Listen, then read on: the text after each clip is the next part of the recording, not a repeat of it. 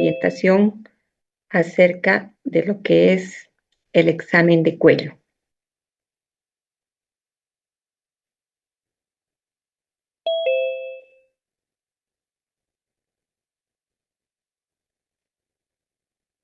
Belén, ¿se observa? Sí, doctora, se ve. Ya, gracias.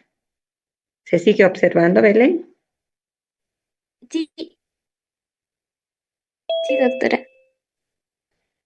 Ya, un momentito, por favor.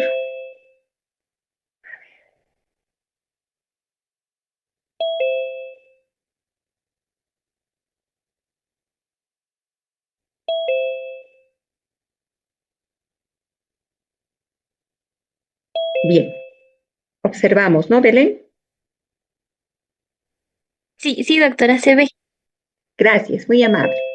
Entonces, hoy vamos a ver todo lo que está relacionado al examen físico de cuello. Y para esto, lo primero que tenemos que tomar en cuenta es que con esta orientación lo que queremos es que ustedes tengan conocimiento acerca de que deban saber determinar de manera adecuada el examen de cuello y este debe ser ordenado siguiendo las técnicas que son inspección, palpación y auscultación. Deben saber identificar a la inspección el cuello en su conjunto, para luego saber identificar a través de la inspección de la palpación específicamente algunos órganos que son importantes en el examen de cuello. Es decir, vamos a ir a hacer la evaluación de los ganglios de la glándula tiroidea para determinar los hallazgos normales y saber diferenciar con hallazgos patológicos.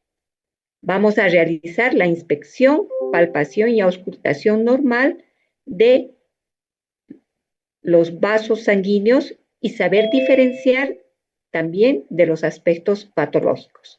Entonces, teniendo en cuenta lo que debemos ir a aprender ahora en esta orientación teórica para que ustedes ya puedan ir a complementar y poner en práctica en los diferentes pacientes. Hacer recuerdo que para hacer el examen semiológico, previamente tenemos que recordar lo que es la anatomía topográfica y fundamentalmente vamos a hablar acerca de los límites del cuello, teniendo en cuenta que el cuello por arriba va a estar con un límite en relación con la protuberancia occipital externa, que no se observa muy bien acá.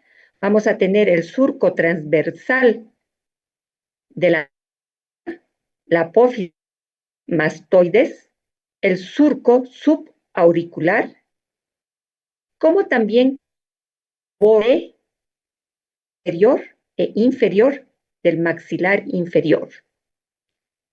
Dentro de lo que corresponde al límite inferior, vamos a tener como puntos de reparo la horquilla esternal, las clavículas, el vértice del acromio.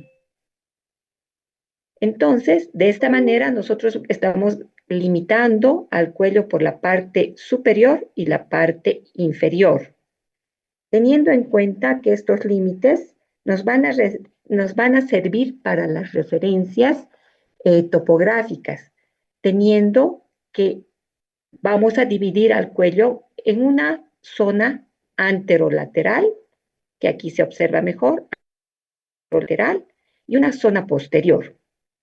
La zona anterolateral tiene por delante la referencia del borde del trapecio y va a estar dividida por el surco del esternocleidomastoideo en una zona el surco, en una zona supraioidea y una región infraioidea. La parte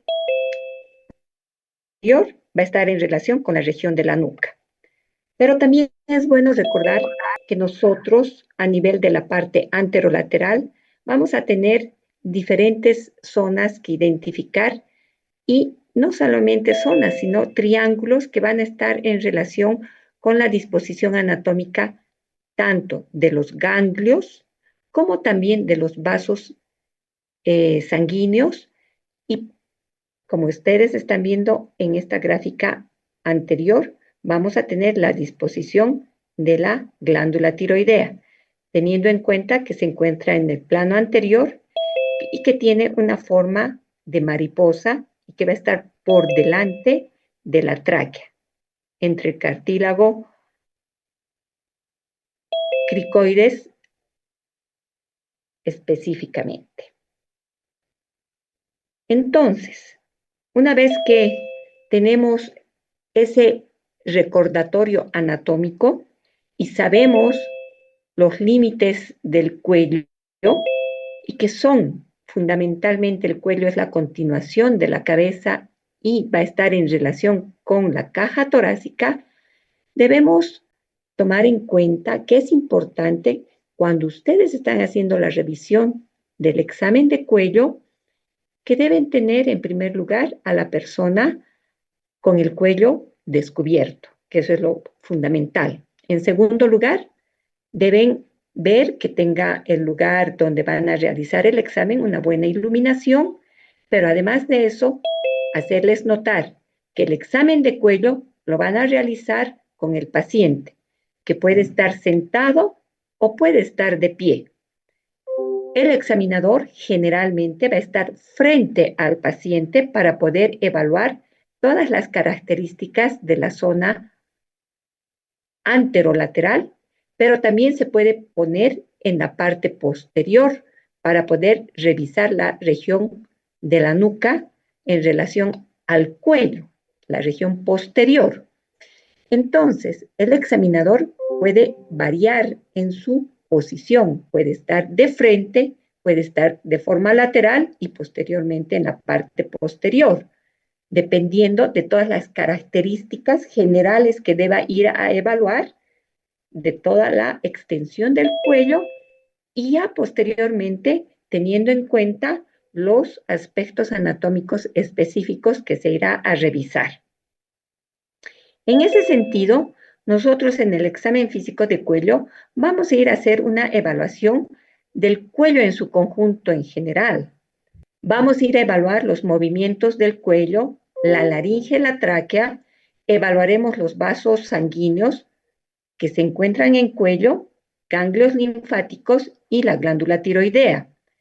Hacerles notar que tanto los movimientos del cuello como de la evaluación que corresponde a la laringe y tráquea, que es parte del sistema respiratorio, y los movimientos del cuello, parte del sistema osteomioarticular, no los vamos a evaluar en este momento, sino en, específicamente en esos segmentos. Ahora iremos a hacer la evaluación del cuello en general o en su conjunto y de estos tres aspectos específicos que son de gran relevancia. En ese sentido, vamos a ir de manera ordenada indicando que el examen de cuello nosotros lo vamos a realizar teniendo en cuenta primero lo que corresponde a la inspección. Posteriormente iremos a hacer la evaluación de la palpación y en algunos casos tendremos que hacer la evaluación con la auscultación. Si ustedes se dan cuenta, no tenemos evaluación relacionada con la percusión. Las técnicas que realizamos de forma ordenada al hacer el examen del cuello están relacionadas justamente con la inspección, con la palpación y en algunos aspectos con la auscultación.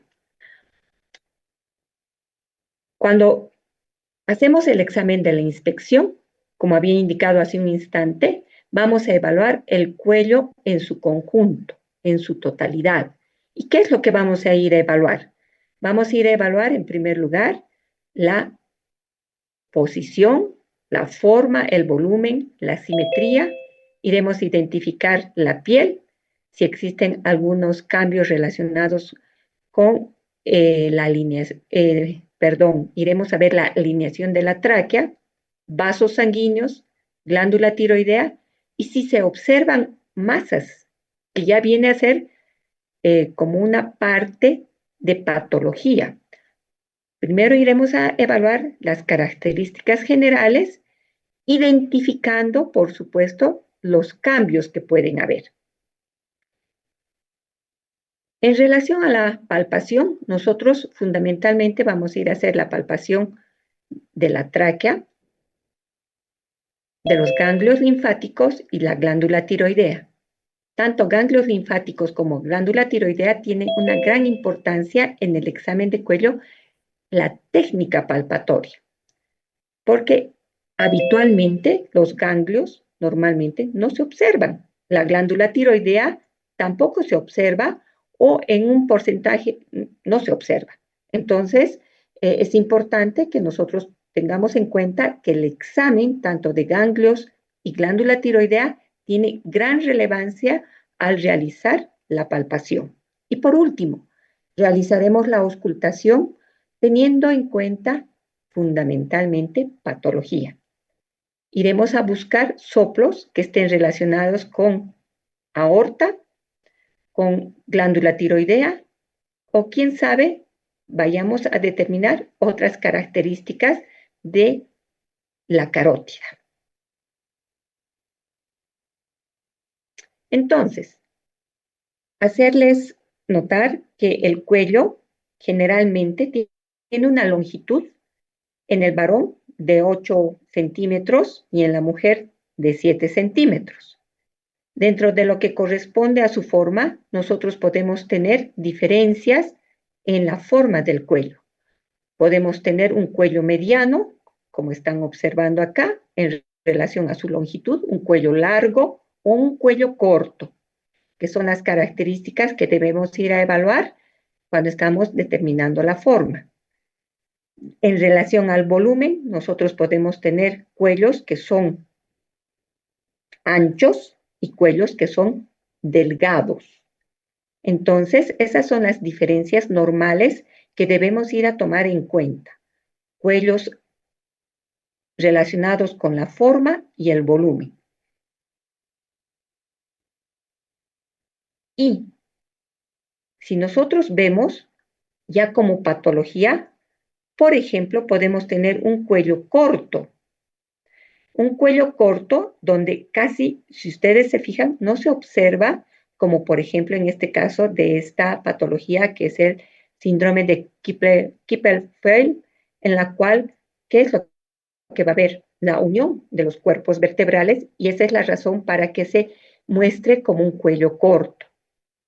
Acá en esta otra patología tenemos el cuello alado. Si ustedes se fijan, esta persona tiene una forma de alas a nivel lateral del cuello que son tirantes y que está dando ese tipo de modificación del cuello, presentándose generalmente en el síndrome de Turner. En relación a la posición, nosotros sabemos que la posición del cuello va a ir relacionada con el lineamiento de la columna vertebral. Generalmente nosotros vamos a tener una visión hacia el horizonte con el lineamiento adecuado, pero podemos tener modificaciones del lineamiento de forma lateral, como están observando acá, que puede estar relacionada con la columna cervical o puede ser producto de alteraciones de contracturas musculares. Podemos tener también modificaciones en la posición en relación a que puede ser una alteración en la antepulsión o retropulsión, es decir, que la cabeza esté flexionada teniendo en cuenta que la mandíbula o el maxilar inferior puede ir en relación con el esternón o de lo contrario tener la extensión o la hiperextensión del cuello en relación a lo que es la retropulsión. Si ustedes se observan acá, estas dos entidades patológicas están relacionadas con cambios en la posición por contractura muscular. Ambos pacientes tienen problemas de tortícolis del esternocleidomastoideo, patología del esternocleidomastoideo, que va a desencadenar este proceso de contractura muscular. Es una tortícolis congénita, que si ustedes se fijan en esta persona, una vez que ha sido resuelta su patología a través de un procedimiento quirúrgico, ha vuelto a tener el lineamiento normal. Entonces, son aspectos generales de la evaluación del cuello que tenemos que ir a tomar en cuenta cuando estamos evaluando, en relación a la forma, al volumen y a la posición, la normalidad y la patología. Posterior a eso, nosotros vamos a evaluar la piel. Normalmente la piel no tiene alteraciones a nivel de cuello, ¿no? Y lo que vamos a ver y voy a mostrar en este momento son algunas modificaciones frecuentes que debemos tener en mente. Por ejemplo, acá estamos observando en toda la región de cuello un aumento de la pigmentación con, si ustedes se fijan, con líneas, con surcos que son de diferente coloración. Y este aspecto de la piel engrosada más la hiperpigmentación, pues nosotros tenemos que ir a pensar que pueda tratarse de un proceso que se denomina acantosis nigricans, que es un factor de riesgo para las enfermedades metabólicas. Fundamentalmente está relacionada con lo que corresponde a la diabetes mellitus tipo 2. Es por eso que les estoy mostrando esta gráfica y que es muy frecuente que en la actualidad ustedes puedan observar. La acantosis nigricans no solamente se puede manifestar con estas características a nivel de la región del cuello, también puede estar presente a nivel de la región axilar o a nivel inguinal, o de lo contrario puede ir en toda la región torácica posterior. Entonces, ustedes pueden hacer esa diferenciación y tener en cuenta que puede estar relacionada con la acantosis nigricans. En estas otras imágenes, nosotros estamos observando, por ejemplo, manchas que son hipercrómicas o en este caso, hipocrómicas, casi acrómicas, si ustedes se fijan. Estas manchas, no podría decir que son manchas, en realidad son solevantadas, son pápulas que están en relación con nevos hiperpigmentados en toda la región anterolateral izquierda del cuello de esta persona. En cambio, si ustedes ven la gráfica superior derecha, estamos viendo acá la región de la cara posterior del cuello, donde observamos varias manchas de diferente diámetro, hipopigmentadas hasta podríamos decir acrómicas. Estas manchas están relacionadas con este proceso que se denomina pityriasis versicolor, dada por, ¿se acuerdan ustedes? ¿Quién produce la pityriasis versicolor? Valeria Silva, ¿se acuerda usted?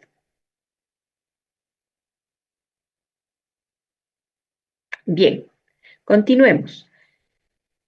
Es importante también tomar en cuenta dentro de las lesiones, porque pueden haber lesiones primarias o lesiones secundarias, pero las más frecuentes son aquellas lesiones maculares, maculopapulares, que pueden estar a nivel de cuello, pero también podemos tener, y es importante ir a determinar este tipo de lesiones secundarias que son las cicatrices. Las cicatrices a nivel de cuello, pues ya nos están hablando de que ha habido un antecedente quirúrgico por algún tipo de alteración que puede estar en toda esta región. Estas cicatrices pueden estar relacionadas con algunos procesos ganglionares, pueden estar relacionadas con la glándula tiroidea o quién sabe, con procedimientos invasivos como por ejemplo la traqueotomía. Entonces, son criterios que nosotros tenemos que ir a identificar en el momento de hacer la inspección del cuello y estar evaluando la piel en esta región. Por otro lado, a nivel de cuello también podemos tener circulación colateral. La circulación colateral puede ser acompañada con telangiectasias, puede ser muy leve o puede ser marcadamente notoria, como estamos viendo en, en esta gráfica superior, donde observamos no solamente la circulación colateral, sino también observamos el aumento de volumen de la región de cuello. Estas características están relacionadas con lo que se denomina el cuello de Stokes, que tiene la característica de presentar edema a nivel de cuello o submandibular, la presencia de rubicundez, como están observando en esta otra gráfica, la rubicundez que puede ser hasta de tipo cianótica, y además de eso, la circulación colateral, y muchas veces se puede observar ingurgitación yugular. Estos aspectos relacionados con esta triada se denomina cuello de Stokes y generalmente está presente cuando hay el síndrome de esclavina o cuando tenemos el síndrome de vena cava superior, que son entidades patológicas que muchas veces se relacionan con procesos procesos tumorales que puedan estar relacionados con tumores a nivel de mediastino, pueden ser tumores a nivel de la glándula tiroidea, por ejemplo. Entonces, todos estos son aspectos que nosotros debemos ir a tomar en cuenta cuando estamos haciendo la evaluación del cuello en general, en el momento de hacer la inspección. Y por último, hacemos la evaluación de la circunferencia de cuello. La circunferencia de cuello se tiene que ir a evaluar teniendo en cuenta que tiene gran valor en la actualidad. ¿Por qué tiene gran valor?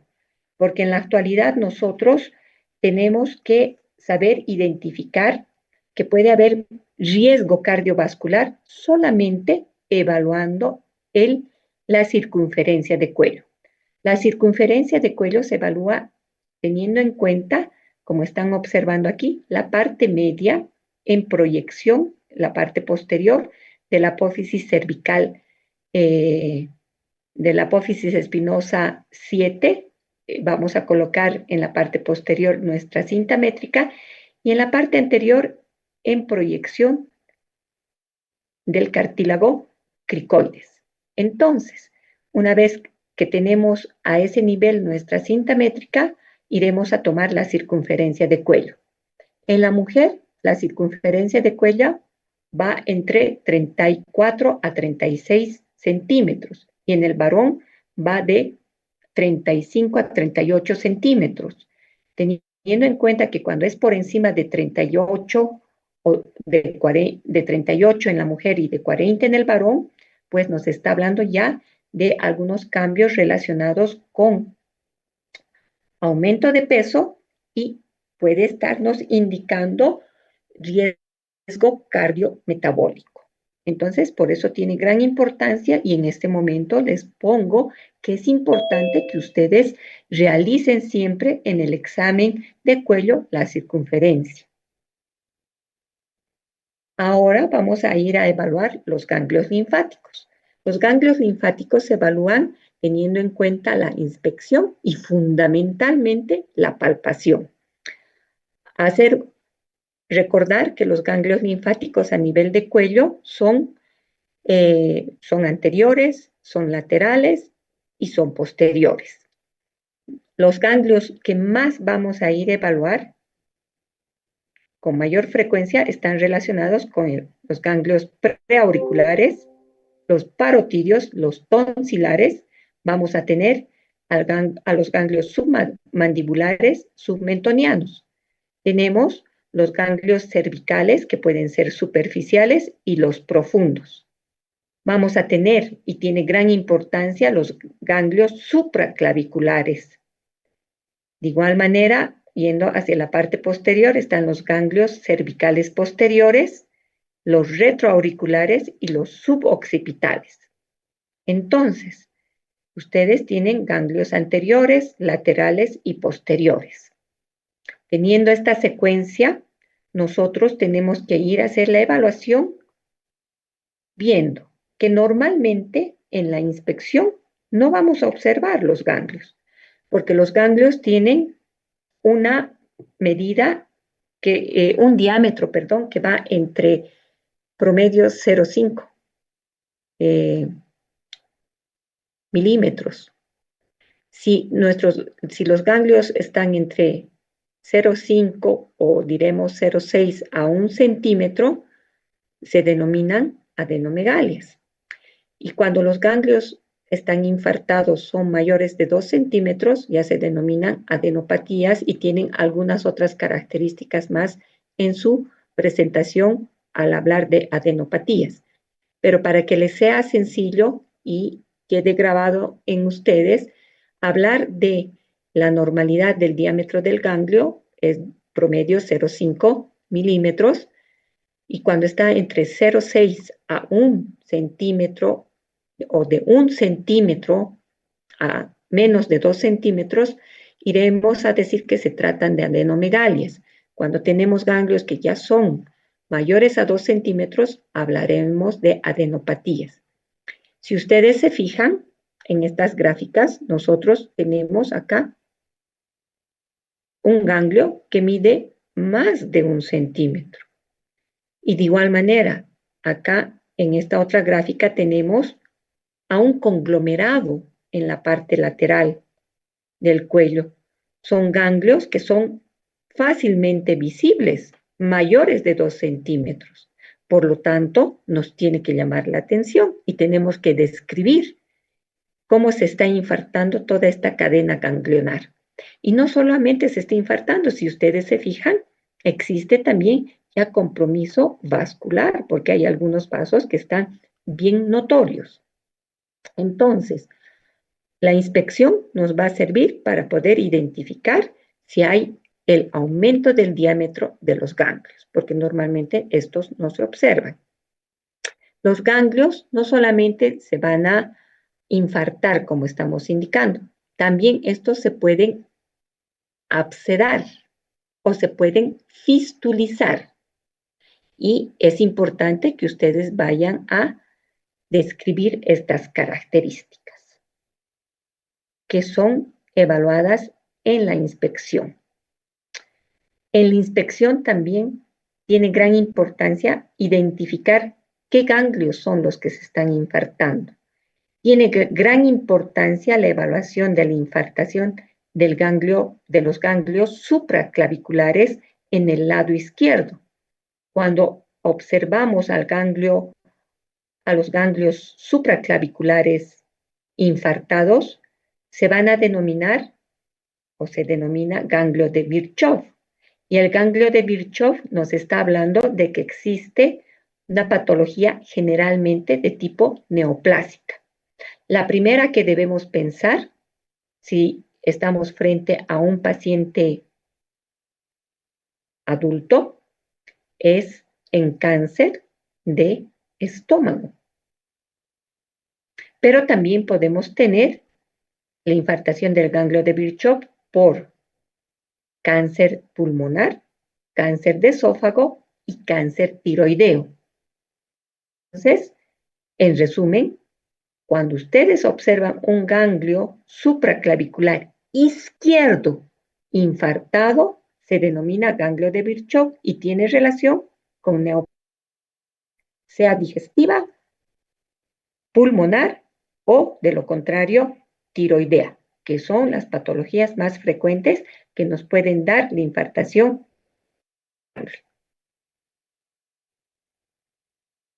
Una vez hacemos la inspección de ganglios, nosotros tenemos que ir a hacer la palpación.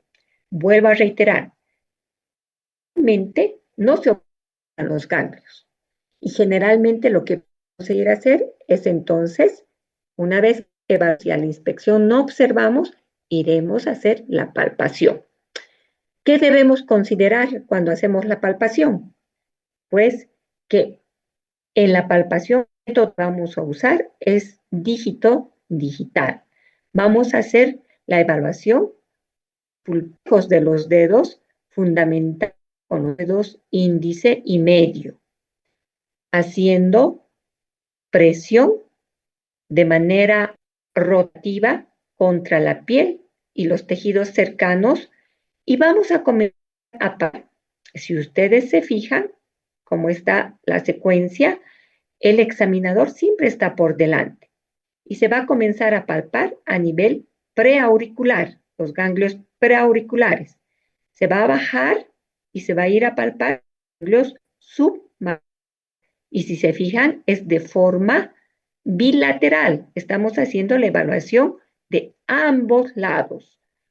Posterior a la evaluación de los ganglios submaxilares, iremos a evaluar el submentoniano.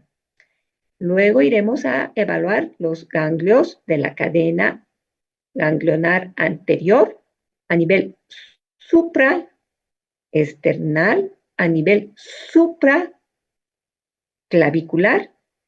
Iremos a evaluar los ganglios de la cadena lateral y posteriormente nos vamos a ir a la parte, a la región posterior, retroauricular. Esa es la secuencial de hacer la evaluación de los ganglios, donde debemos identificar en primer lugar de manera simétrica si estos son palpables. Si no son palpables, pues se indicará que no se palpan. Si son palpables, el tamaño de los, la consistencia. Si son movibles, no son movibles, van a ir a identificar si hay aumento de la sensibilidad o si en la consistencia tiene una consistencia gomosa, consistencia dura, pétrea, que ya nos llamaría la atención. Entonces son aspectos, en primer lugar, de normalidad que tenemos que ver y posteriormente de patología en relación a lo que estamos palpando. Y en ese sentido, nuevamente repito, y les pongo como una pregunta, ¿qué debemos saber acerca del examen de los ganglios? Pues describir todos los hallazgos que hemos encontrado, sea en la inspección y en la palpación.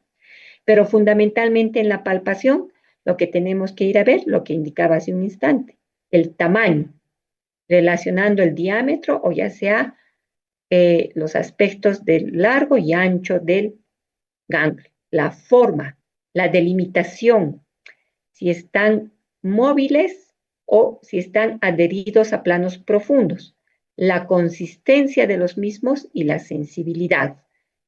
Es todo lo que ustedes deben ir a evaluar. Cuando nosotros tenemos a los ganglios sensibles, dolorosos, pues es sugestivo de que se trate de un proceso inflamatorio. Si nosotros tenemos ganglios indurados o adheridos a planos profundos, y al decir indurados pueden ser hasta ganglios duros, pétreos, nosotros tenemos que pensar que pueda tratarse de patología neoplásica.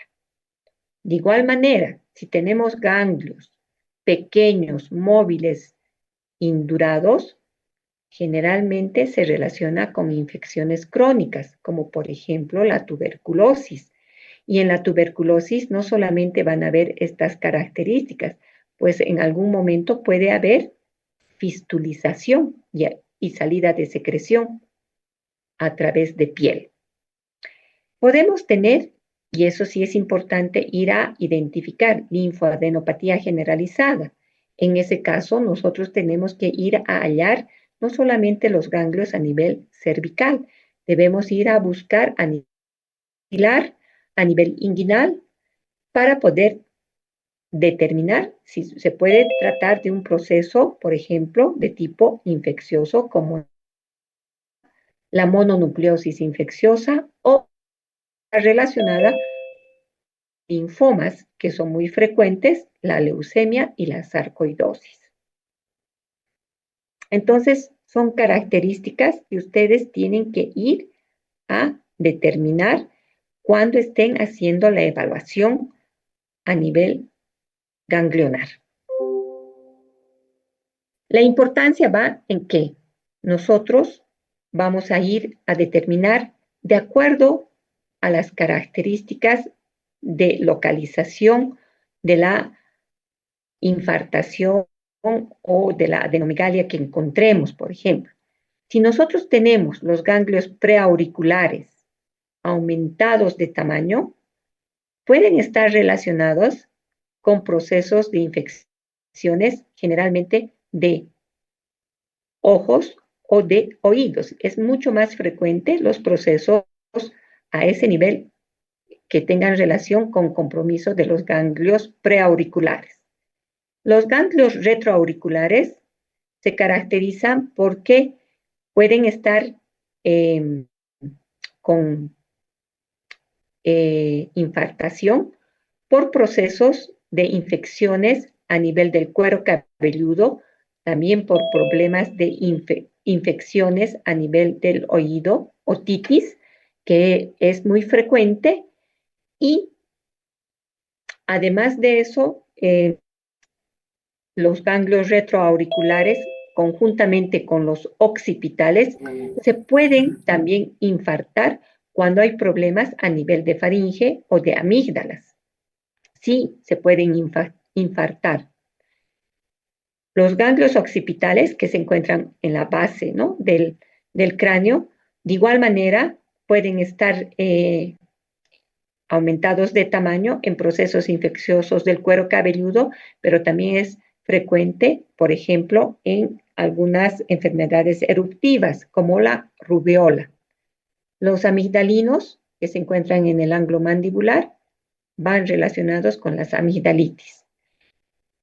Los submaxilares tienen relación con procesos de infecciones dentales. Los submentonianos de igual manera. Los ganglios cervicales superficiales, que están en relación con el esternocleidomastoideo, hay que siempre tenerlos en mente que puedan tener relación con neoplasias sanguíneas. En cambio, los cervicales profundos van a estar relacionados con procesos de faringitis, faringoamigdalitis muchas veces. Los ganglios cervicales posteriores van relacionados con procesos de tuberculosis. Y como ya habíamos indicado, los ganglios supraclaviculares, fundamentalmente en el lado izquierdo, que van a tener relación con neoplasias de tórax o de abdomen. Entonces, este es un resumen cuando ustedes observan infartación de los ganglios, que la van a poder identificar sea en inspección y palpación o solamente en la palpación.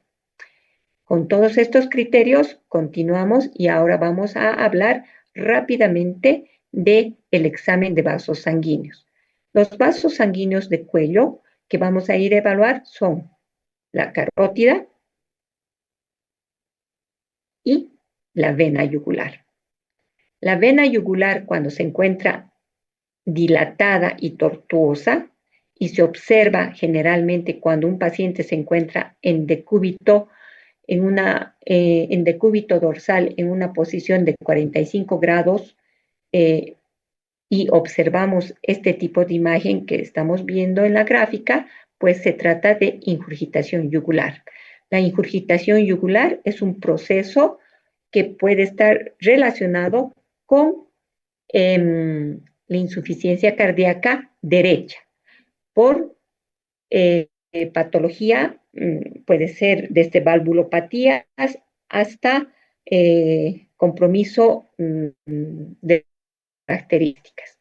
Es importante que ustedes tomen en cuenta que la ingurgitación yugular puede determinarse haciendo la relación con 1, 2 y 3 cruces, teniendo en cuenta la severidad de presentación de la ingurgitación yugular. Para eso, los límites están relacionados con la clavícula, músculo esternocleidomastoideo y con el borde inferior del maxilar. Cuando la ingurgitación yugular se encuentra entre la región clavicular y la parte inferior del esternocleidomastoideo, es decir, por debajo del esternocleidomastoideo, se considera que se trata de ingurgitación yugular cruz. Cuando sobrepasa al músculo esternocleidomastoideo y está por encima del músculo esternocleidomastoideo, se considera de dos cruces. El límite entre el esternocleidomastoideo y el borde inferior del maxilar es ingurgitación yugular de 3 cruces. Y si está por encima, marca división yugular. Posterior a eso, a la inspección, nosotros tenemos que evaluar la carótida. Generalmente la carótida puede tener en su evaluación el eretismo, pero esto puede ocurrir de forma funcional y puede estar relacionado, por ejemplo, con el hipertiroidismo. Ya son signos de patología, lo que corresponde a la danza arterial y al signo. Son criterios relacionados con que la danza arterial no es más que la observación del latido carótido a nivel de región lateral del cuello. Ustedes observan cómo está latiendo la carótida. Y a esto se denomina arterial. En cambio, el signo de Muset no solamente es cuando va a haber el latido carotidio, sino que van a haber movimientos alternos de la cabeza. Estos movimientos pueden ser sincrónicos, de antepulsión de la cabeza, conjuntamente con el latido carotidio, y a esto se denomina signo de Muset. Ambos están presentes cuando existe insuficiencia aórtica. Entonces son criterios de evaluación a la inspección. La carótida se puede evaluar palpándola y posteriormente determinaremos la auscultación de la misma como un tercer paso. Siguiendo con el examen, vamos a hacer la evaluación de la glándula tiroidea. La glándula tiroidea se evalúa también siguiendo la sistemática de la inspección, de la palpación y la percusión. En la inspección, normalmente nosotros, como ya hemos indicado en un inicio, tenemos las características anatómicas en la mente y debemos saber que la glándula tiroidea en la inspección no se observa. Pero de todas maneras, vuelvo a recalcar que cuando estamos haciendo la evaluación de la glándula tiroidea a la inspección, el examinador tiene que estar en primer lugar de frente para poder observar el plano anterior del cuello y se debe poner de forma lateral para poder determinar que no exista modificaciones de la glándula tiroidea en relación al tamaño. Si ustedes se fijan, acá tenemos un aumento de la glándula tiroidea asimétrico que está en relación con todo el lado izquierdo. En esta otra gráfica estamos mostrando de forma lateral el aumento difuso de la glándula tiroidea.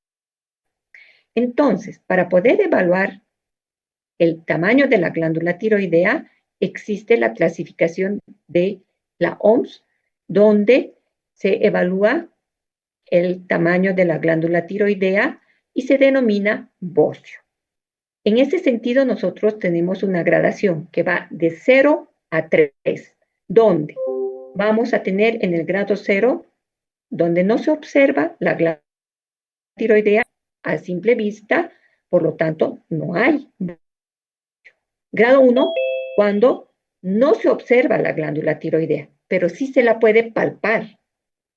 El grado 1A, cuando no es visible, pero sí se palpa el aumento de la glándula tiroidea.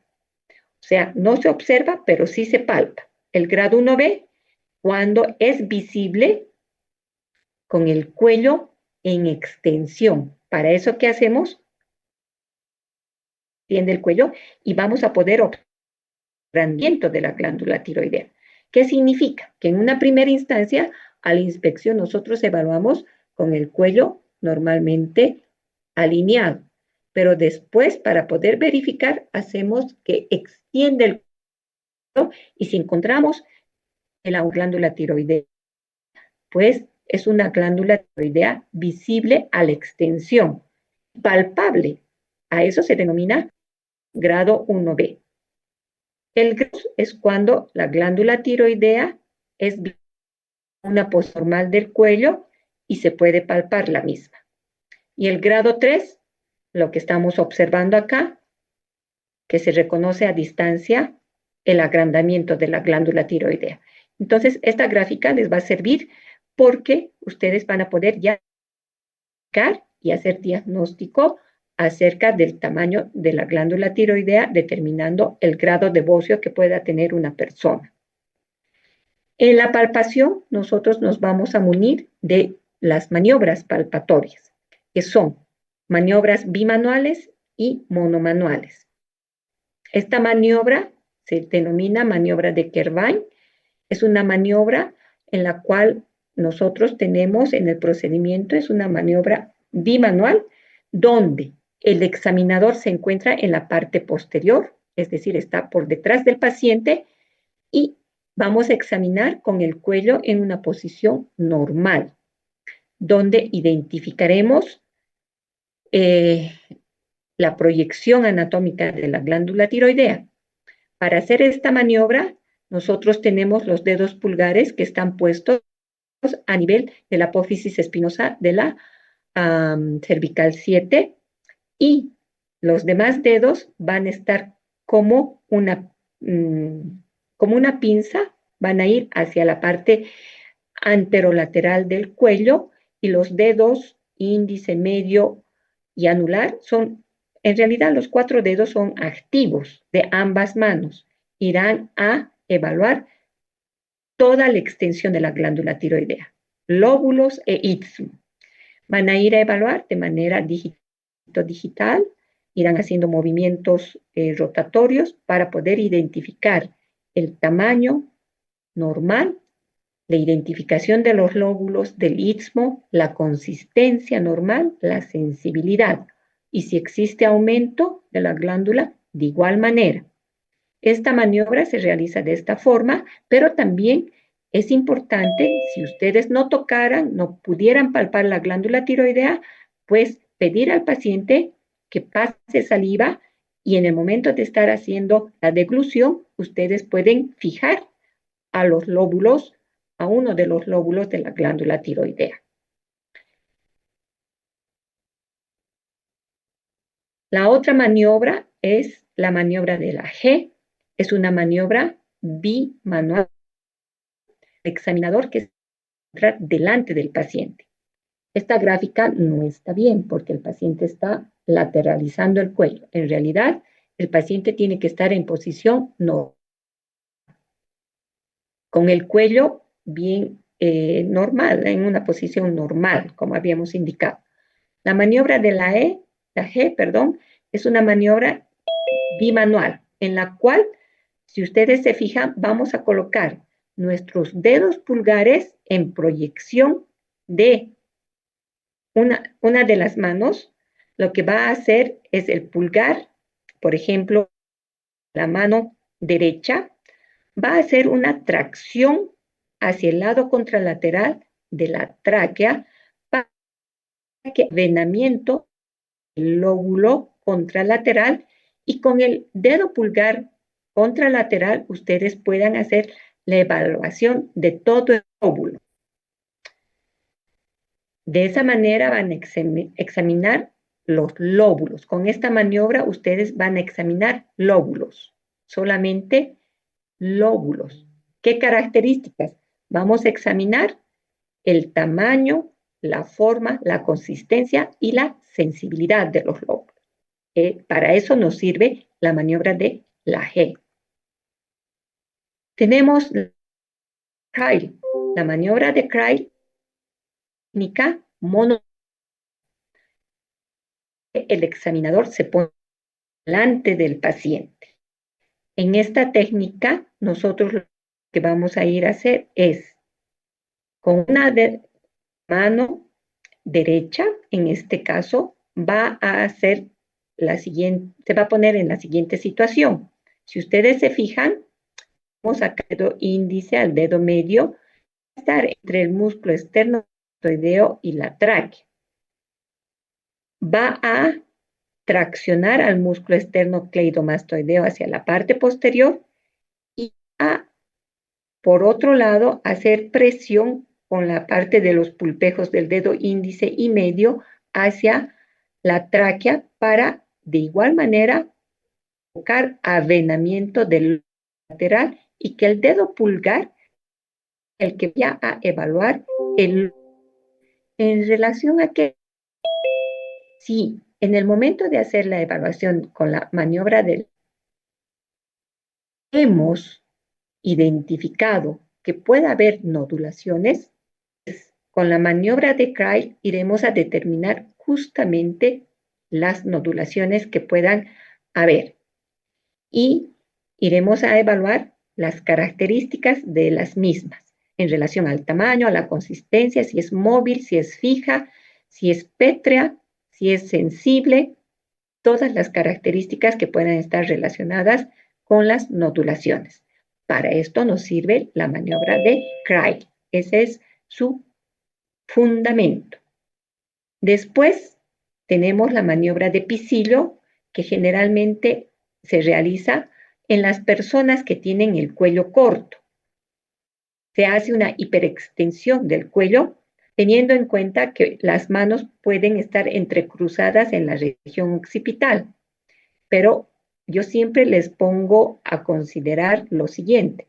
Cuando nosotros ponemos las manos entrecruzadas a nivel de la región occipital, lamentablemente estamos disminuyendo el rango de la hiperextensión y la abocación de todo el cuello para poder examinar de manera adecuada. Personalmente, pienso que no es adecuado poner las manos entrecruzadas, que lo que tenemos que hacer solamente es la hiperextensión del cuello para poder tener mejor y evaluar la glándula tiroidea. Vuelvo a reiterar, esta maniobra solo se realiza, tenemos personas con cuello corto. Por último, tenemos la maniobra de Marañón. La maniobra de Marañón se puede realizar con el paciente, que puede estar en decúbito, puede estar el paciente en sedestación o puede estar en bipedestación. ¿En qué consiste la maniobra de Marañón? Como están observando a esta persona, está sentada, lo que hacemos es pedirle que eleve los brazos. Se puede pedir solamente que eleve los brazos o, como la literatura indica, con hiperextensión del cuello. Al haber la elevación de los brazos y la hiperextensión del cuello aproximadamente por 60 segundos, ¿qué es lo que puede ocurrir? O antes de los 60 segundos puede ocurrir que exista lo que están observando acá, que se ponga la cara abotargada o que el paciente manifieste disnea. Esto está relacionado con que el crecimiento de la glándula tiroidea no solamente es externa, sino puede ser a nivel intratorácico, es decir, un bocio intratorácico. Esta maniobra se realiza entonces cuando estamos pensando que existe un bocio intratorácico. También se denomina signo de Perbenton. Y por último, hacemos el examen auscultatorio de cuello cuando tengamos que escuchar el estridor laringio, por ejemplo, que no es parte del examen en este momento. Cuando vayamos a ir a identificar soplos en proyección de la glándula tiroidea, debido al hipertiroidismo, por ejemplo. Soplos arteriales a nivel supraesternal por procesos de lesiones de esclerosis de la aorta, o tener estenosis de las arterias carótidas, iremos a identificar el soplo arterial en proyección de la arteria carótida. Los soplos irradiados, que pueden ser a vasos a carótidas o de lo contrario a la región supraesternal por patología aórtica. También podemos tener soplos de origen venoso. Generalmente nosotros vamos a evaluar la auscultación si es que estamos pensando que el paciente tiene hipertiroidismo y hay un incremento de la glándula tiroidea. En proyección de la glándula tiroidea evaluaremos a la auscultación para determinar si existe soplo o no. Generalmente se evalúa, como estamos observando, con la membrana del estetoscopio. La auscultación de la carótida generalmente se hace con la evaluación de la auscultación con la campana del estetoscopio para identificar soplos.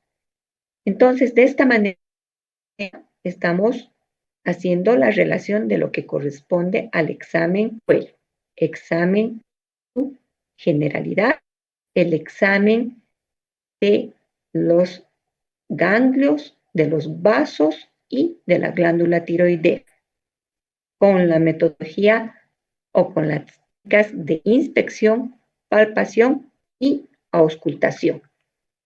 Con eso terminamos. Les agradezco su atención.